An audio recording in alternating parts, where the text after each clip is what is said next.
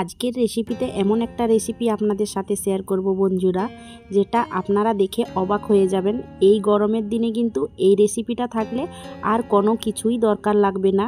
তো থালার মধ্যে যদি আপনারা এক থালা ভাত এক নিমিষেই শেষ করে ফেলতে পারবেন, এমন একটা রেসিপি আপনাদের সাথে শেয়ার করব। সেই ধরনের রেসিপি অবশ্যই আপনাদের সাথে শেয়ার করছি।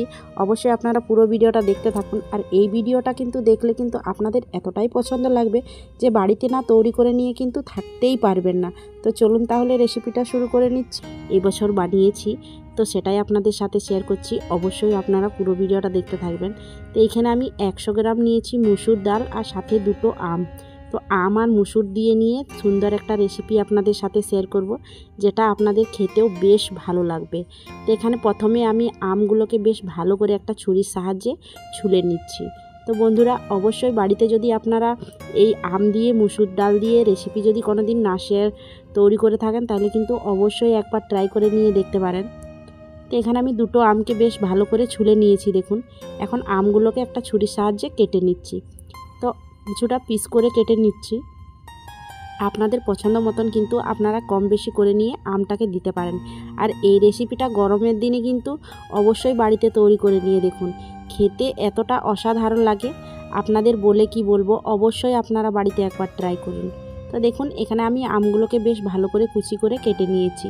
সেটা কুচি করে কেটে নেওয়ার পরে এইদিকে যে মুসুর ডালটা নিয়েছি, সেটা একটা বড় জায়গার মধ্যে ঢেলে নিচ্ছি। তো মুসুর ডাল আমি 100 গ্রামের মতো নিয়েছি। আপনাদের পরিমাণ মতো কিন্তু মুসুর ডাল আপনারা নিতে পারেন। একটা বড় জায়গার মধ্যে ঢেলে নিয়ে এখন পরিষ্কার জল দিয়ে বেশ ভালো করে 2 থেকে 3 বার মুসুর ডালটাকে ভালো করে ধুয়ে নিচ্ছি। মুসুর ডালের মধ্যে অনেকটাই গান্দা থাকে, সেটা কিন্তু খুব ভালোভাবে ধুয়ে নিলে বের হয়ে যাবে। এটা এখন বেশ ভালো করে বের করে নিয়েছি জলটা ধুয়ে নিয়ে। তো এখন এইদিকে একটা কড়াই বসিয়ে দিয়েছি। কড়াইয়ে দিয়ে দিলাম পরিমাণ মতো জল। তো পরিমাণ মতো জলটা দিয়ে নিয়ে এখন এখানে দিয়ে দিচ্ছি ধুয়ে রাখা মুসুর ডাল। সাথে দিচ্ছি এখানে স্বাদ মতো নুন, হাফ চামচ পরিমাণ দিয়েছি। আর এখানে দিয়ে দিচ্ছি হাফ চামচ পরিমাণ হলুদের গুঁড়ো। আর দিয়ে দিচ্ছি এখানে 2 থেকে 3টে শুকনো লঙ্কা আর 2 থেকে 3টা তেজপাতা, ছোট সাইজের তেজপাতা দিয়েছি আমি এখানে। আর 1 চামচ পরিমাণ 1 থেকে 2 চামচ পরিমাণ দিয়ে দিলাম এখানে সরষার তেল। তো সরষার তেলটা দিয়ে নিয়ে বেশ ভালো করে একটু নাড়াচাড়া করে নিয়ে এখন ঢাকা দিয়ে দিচ্ছি। 5 মিনিট ভালো করে মিডিয়াম টু লোয়ে সিদ্ধ করে নিচ্ছি। 5 মিনিট পরে আবারও ঢাকনটা খুলে নিয়ে দেখে নেব সব কিছু বেশ ভালোভাবে ডালটা সেদ্ধ হয়েছে কিনা। তো এখানে দেখুন বন্ধুরা, সুন্দরভাবে কিন্তু ডালটা সেদ্ধ হয়ে গেছে। আর এটা 5 মিনিট থেকে আমি 6 মিনিট সেদ্ধ করে নিয়েছি। তো এখানে ডালটা সেদ্ধ হয়ে যাওয়ার পরে এখানে কিন্তু একটা জায়গার মধ্যে আমি এখন ডালটাকে ঢেলে নিচ্ছি। তো এখন একটা জায়গার মধ্যে আমি ডালটাকে ঢেলে নিয়েছি। এদিকে আবারও গ্যাসের উপরে কড়াই বসিয়ে দিয়েছি। কড়াইয়ের মধ্যে পরিমাণ মতো সরষার তেল দিয়ে নিয়ে এখন তেলের মধ্যে 1 চামচ দিয়ে দিলাম কালো সরষে, সাথে 1 থেকে 2টো কাঁচা লঙ্কা চিড়ে নিয়ে দিয়েছি তেলের মধ্যে। আর বড় সাইজের 2টো পেঁয়াজ কুচি একটু বড় বড় সাইজের করে কেটে নিলাম।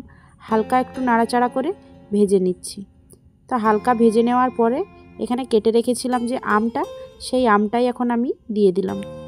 দিয়ে এখন এর মধ্যে দিয়ে দিচ্ছি অল্প একটু হলুদের গুঁড়ো, হাফ চামচ পরিমাণ, আর স্বাদ মতো নুন। ওই অল্প পরিমাণ করে নিয়ে দিয়েছি, কেননা ডালটার মধ্যে তো নুন দেওয়া আছে, তার জন্য অল্প পরিমাণের দিয়েছি। তো এখন দিয়ে নিয়ে বেশ ভালোভাবে নাড়াচাড়া করে নিয়ে 1 মিনিট ভেজে নিলাম।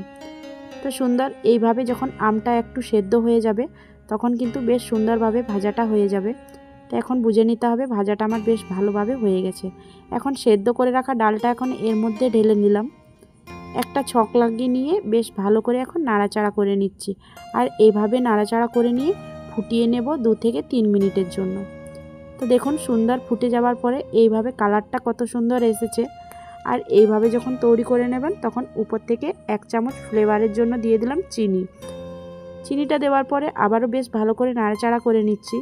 আর বন্ধুরা, চিনিটা দিলে কি হয়, এই খাট্টা মিঠা ফ্লেভারের টেস্ট এতটাই সুন্দর হয় যে খেতে বেশ ভালো হয়। তো সুস্বাদুও লাগবে।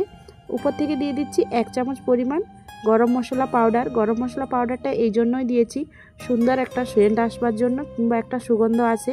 যখন আপনারা গরম মশলা যদি পছন্দ করেন তাহলে দিয়ে নেবেন, যদি না পছন্দ করেন তাহলে কিন্তু এটা বাদ দিয়ে নিতে পারেন। তো এটা এখন রেসিপিটা আমার সুন্দরভাবে তৈরি হয়ে গেছে। তো দেখুন বন্ধুরা কতটা সুন্দর অসাধারণ হয়েছে। এখন একটা বলের মধ্যে সার্ভ করে নিয়ে দেখাচ্ছি আপনাদেরকে, কতটা লোভনীয় হয়েছে দেখেও না হয় বুঝতে পারছেন। আর এইভাবে যখন তৈরি করে নেবেন মুসুর ডাল দিয়ে আমের রেসিপিটা, তো খেতে কিন্তু অসাধারণ। এক থালা ভাত কেন, আপনারা কিন্তু এই রেসিপিটা থাকলে আর কোনোই সবজি লাগবে না, আপনারা এটা দিয়েই খেয়ে নিতে পারবেন। তো বন্ধুরা আজকে আম দিয়ে মুসুর ডালের এই রেসিপিটা কেমন হয়েছে অবশ্যই কমেন্টে জানাতে ভুলবেন না। আর বাড়িতে অবশ্যই একবার হলেও তৈরি করে নিয়ে দেখুন, খেতে কিন্তু দুর্দান্ত স্বাদের হয় বন্ধুরা। আর আজকের রেসিপি যদি আপনাদেরকে ভালো লেগে থাকে অবশ্যই লাইক শেয়ার কমেন্ট করে নিয়ে জানাবেন। আর বন্ধুদের সাথে অনেক অনেক শেয়ার করবেন। দেখা হবে নতুন কোনো রেসিপি নিয়ে। আপনারা ভালো থাকুন, সুস্থ থাকুন, টাটা।